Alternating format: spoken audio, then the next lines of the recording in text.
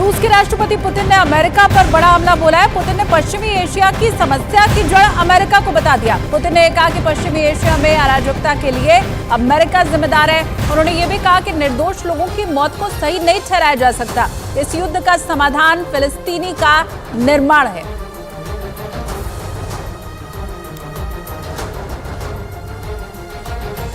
उधर WHO के द्वारा भेजी गई राहत सामग्री से भरा एक ट्रक सोमवार को गाजा के खान यूनिस अस्पताल में दाखिल हुआ,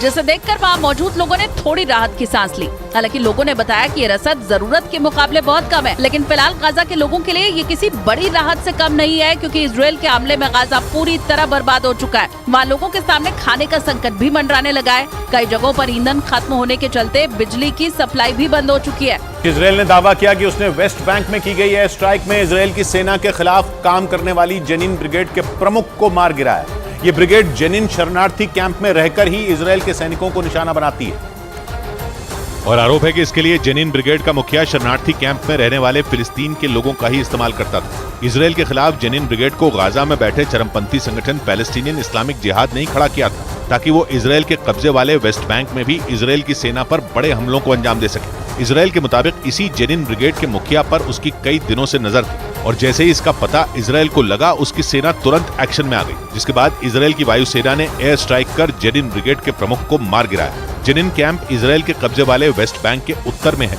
जहां 2 लाख से ज्यादा फिलिस्तीनी रहते हैं और उसी इलाके में मौजूद जेनिन ब्रिगेड के लड़ाकों ने इजरायल की नाक में दम कर रखा है। उधर हमास से जारी युद्ध के दौरान एक प्रेस कॉन्फ्रेंस में इजरायल के प्रधानमंत्री बेंजामिन नेतन्याहू ने यूएन के प्रस्ताव पर भारत के रुख की तारीफ की। प्रेस कॉन्फ्रेंस के दौरान न्यूज 18 इंडिया ने इजरायल के प्रधानमंत्री बेंजामिन नेतन्याहू से सवाल किया कि आप संयुक्त राष्ट्र के हालिया प्रस्ताव पर भारत के रुख को कैसे देखते हैं। इस पर नेतन्याहू ने कहा कि ऐसे हॉरर को भारत समेत कोई भी सिविलाइज्ड देश बर्दाश्त नहीं करेगा। Powerful condemnation of the horrors that were committed here, that are horrors that no civilized country, including your country and so many others. Netanyahu ने कहा कि उन्हें ये देखकर दुख हुआ कि कई देशों ने इस प्रस्ताव का समर्थन किया, जबकि आतंकवादी घटनाएं उन देशों में भी घटी हैं।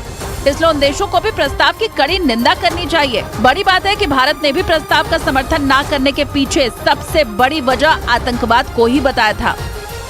इधर इजरायल के प्रधानमंत्री बेंजामिन नेतन्याहू ने यह साफ कर दिया कि इजरायल आतंकवादी संगठन हमास के साथ किसी भी हाल में युद्ध विराम के लिए सहमत नहीं होगा।